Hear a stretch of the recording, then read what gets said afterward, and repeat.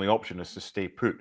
Is he welcomed back in with open arms, having said what he said? How would you have reacted to someone like Marcus Rashford back when you were in the dressing room at Anfield? Well, I think this hinges on, we've been talking about, was he giving enough? Was he giving 100%? It's difficult from the outside looking in. You're kind of guessing, but the guys in the dressing room, they know exactly whether he's giving 100% or not. And if he's not been given 100%, they'll be absolutely delighted that he wants to go, because there will be the majority of players in that dressing room that don't want to be in a Man United team that are looked upon as failures right now. They want to succeed. They want to do well. They want to win games. And they know that they need everybody. And if you've got a guy who may or may not be standing next to you on the field and you can't rely on him or trust him, I don't think there's one of those players in the United dressing room that will bat an eyelid if Marcus Rashford goes out the door. But as I said, the key is if he's they will know better than we will. We can look at it and say he's been walking and all of those things that we have said. But as I said, the guys in the dressing room will 100% know whether he's giving it all or not. And as I said, if I'm one of those players and I think somebody next to me is not doing it and not giving it, and he comes out and makes a statement like that, I'll be more than glad to see him walk out the door. Absolutely no danger.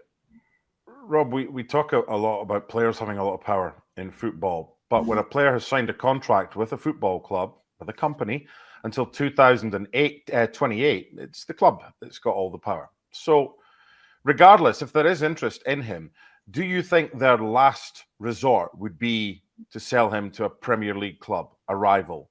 Would they want to see him go abroad? Of course they would.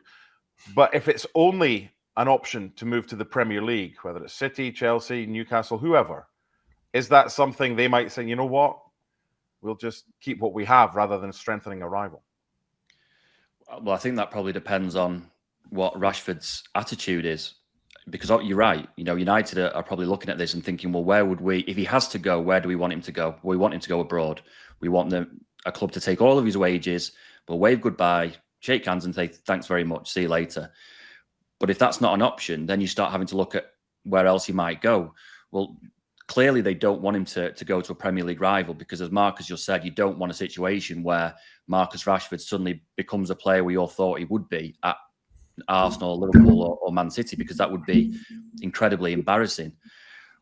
It depends really on Rashford's attitude. If he is happy to have a conversation with Amrim and Jason Wilcox and Omar Barada at United and say, I really want to get if there's nowhere for me to go, I'm happy to get my head down and work really hard and try and get himself back in the team, that's fine. But if he's going to be a problem in the dressing room or on the training pitch, then that forces Man United's hands. And we saw that with Jadon Sancho. I'm sure that United did not want Jadon Sancho playing for Chelsea, but they were forced into that situation because they had no other option. They couldn't, or they decided they just couldn't have Sancho around the training ground anymore. And they had to swallow something that they probably didn't want to do. Well, a fully focused, fully fit, fiery Marcus Rashford is an asset to Man United, but he has to be focused and he has to be training properly. The issue is it's all down to Marcus. You talk about the club having the power because he's on such a long contract. The way this goes from now is all down to Marcus Rashford. Augie, we had this situation with Jadon Sancho, and him and Erik ten Hag had a falling out, and it was never going to work. Could we have a similar situation, not so much a falling out, whereby we have spent exactly 15 minutes talking about a player who wasn't even in the Manchester United squad for the derby at the weekend because he was omitted by Ruben Amorim. So would it be in United's best interest, if they don't get someone to buy him, to send him out on loan till the end of the season, potentially with a view to a purchase? Because right now, he seems to be making a lot of noise following this interview, and it's probably noise that Ruben Amorim could do without.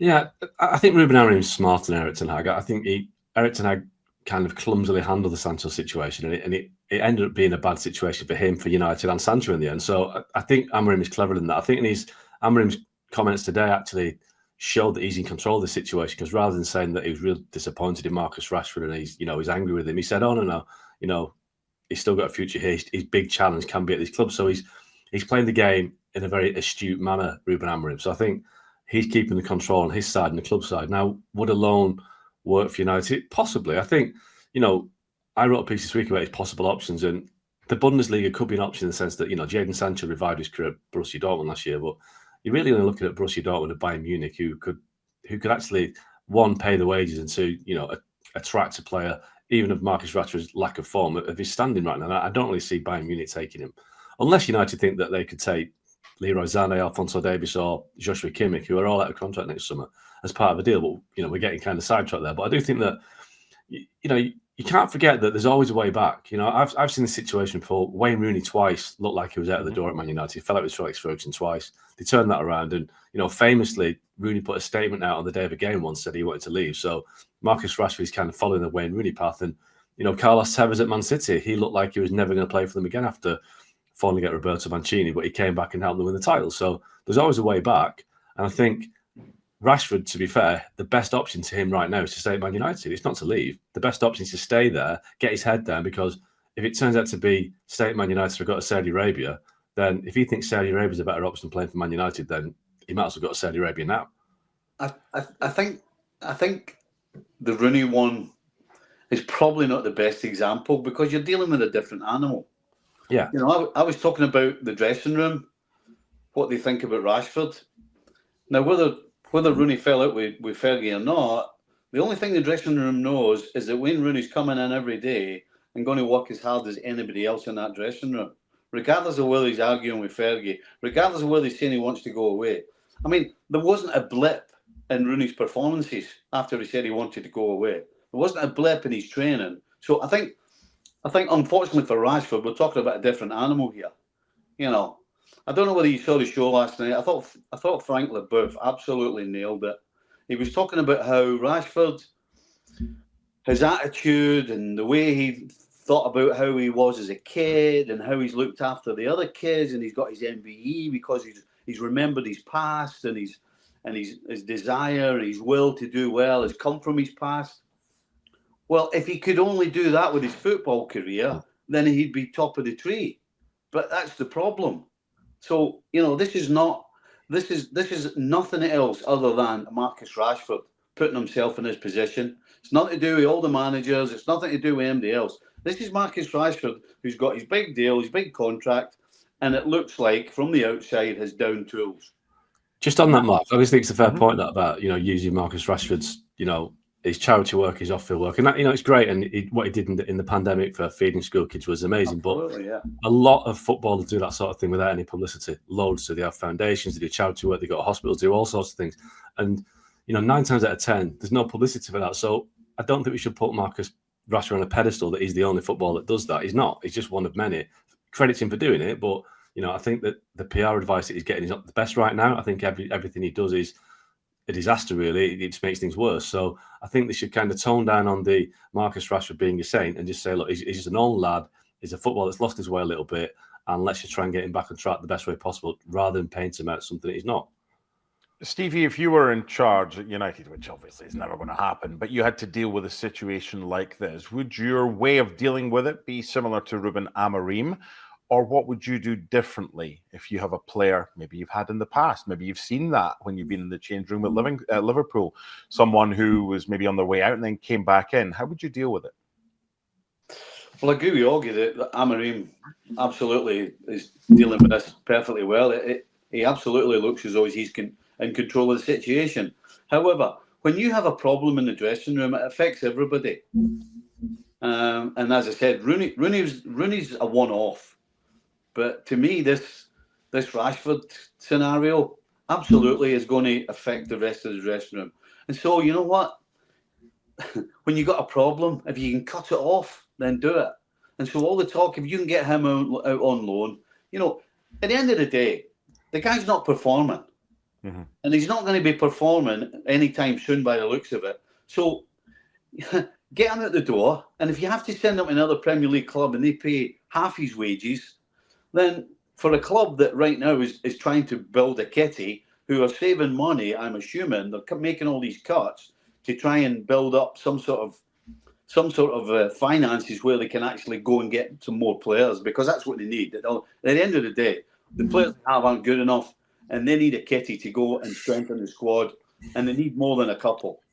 And so if you can get this guy out the door, out the dressing room, it's one less problem. Absolutely, 100%, one less problem. You gain financially, and you can concentrate on what's happening in front of you and what's going on in the... the only thing that any football club or any proper football club should be doing, every single thing they do should be geared towards a Saturday afternoon or wherever it is or whenever it is when the kickoff's on.